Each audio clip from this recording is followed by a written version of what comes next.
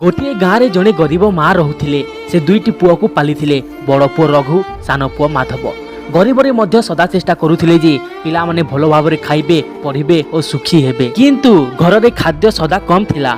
सेति माँ सान पुओ को अधिक खाइबा पई देउथिले, कारण से अधिक छोट शरीर रे दुर्बल और सुकुमार। माँ भावुतिले छोटटी को खाइबारे अधिक देले तार शरीर भल हेबो। रघु जेहेतु बड़ माँ रो एही काम को भूल भावरे बुझीगला। से मनरे सदा प्रश्न, माँ कहीं सान को अधिक प्रेम करती, कहीं मते अल्प दे ताकू अधिक दियंती।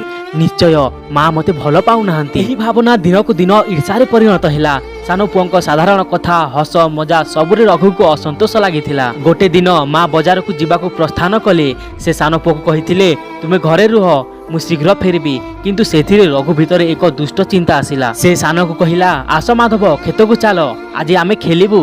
सान पुओ निर्दोष भाई को अधिक भल पाउथिला। से खुशी हेई खेत को गला। भितरे रघुर मनरे कला छाया पूर्ण हैला। से मने लागिला, जेते दिन सान अछि माँ केबे मते भल पाइबे नाही।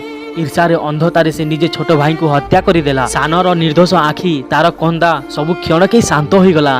खेत माटी रक्तरे रंगी गला। घर को फेरिला परे माँ तांको सान पुओ को खोजिले, किंतु से केबे भी वापस आसिलानी। किछि समय परे लोक सत्यटा जानिले रघु निज भाई को मारी देइछि। माँ रो हृदय भांगी गला। तांकर चित्कार कांदणी समस्त गाँ को कंपित करिदेला। से कहिले, मु केवल छोटटी को अधिक खाइबा देइथिली, कारण से छोट सुकुमार, किंतु बड़टा तुमे मते भूल बुझिल। आज मु दुईटा पुओ को हराइली। रघु को गाँ लोके दंड थिले, किंतु तार अनुताप समग्र जीवन रे ताकू भोगिला। तो सांग माने एथिरु आमे शिक्षा पाइले जे ईर्षा और भमर केबे काहार भल हुए नाही। परिवार रे प्रेम विश्वास और सहिष्णुता थिले मात्रे सुख संभव।